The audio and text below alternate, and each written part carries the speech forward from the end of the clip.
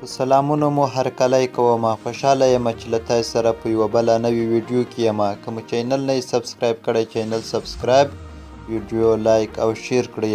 نننۍ ویډیو مو د قیس احمد په باره کې ده. لکه څرنګه چې تاسو ټول خبر یاست، قیس احمد اسټرالیا ته رسېدلی ده او د بیګ باش په لیګ کې لوبې کوي.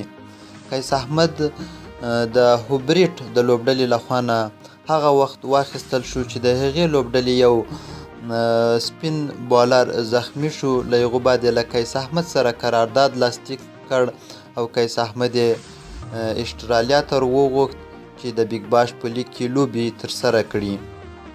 نو قیس احمد تر دې دمه د اسټرالیا په لیګ کې 2 لوبې ترسره کړلې چې پر اولنۍ لوبه کې ډېر ښه بهترینه بالینګ یې ترسره کړ چې 2 ویکټې یې پکې واخیستلې او خپله لوبډله یې حتی بریا ته هم ورسوله او 34 منډې ورکړلې، 4 اوره یې ترسره کړلو. پر هر اور کې یې اکانومي 8.50 ده او په دوهمه لوبه کې بیا قیس احمد تر اولنۍ لوبې نه هم ډېر بهترینه بالینګ ترسره کړ او د افغانانو نوم یې په اسټرالیا کې روښانه کړ. بیا یې هم 2 ویکټې واخیستلې، خو لا دارې وارې صرف او صرف 22 منډې ورکړلې په 4 اورونو کې او اکانومي یې پر هر اور کې 5.50 ده. خو دغه لوبه د قیس احمد د لوبډلې وبایلله. لکه څرنګه چې تاسو ټول خبر یاست، د اسټرالیا د بیګ باش د لیګ اولنۍ پړاو لوبې ذاتي پای ته رسیږي، صرف 1 لوبه یې پاته ده. بیا به یې 2هم پړاو پکې پیل کیږي چې د قیس احمد لوبډله به په 2هم پړاو کې هم اشتراک کوي او تر اوسه پورې د جدول په سر کې شتون لري.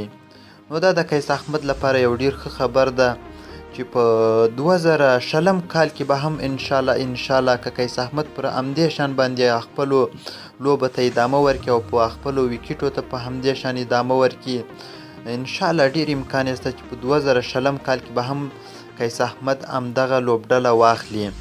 او قیس احمد لکه تاسو څرنګه خبر یاست، تر اوسه پورې د افغانستان په ملي ټیم کې نه ده لوبېدلی، نه په 20 اوریزو لوبو کې او نه هم په 50 اوریزو لوبو کې لوبېدلی ده.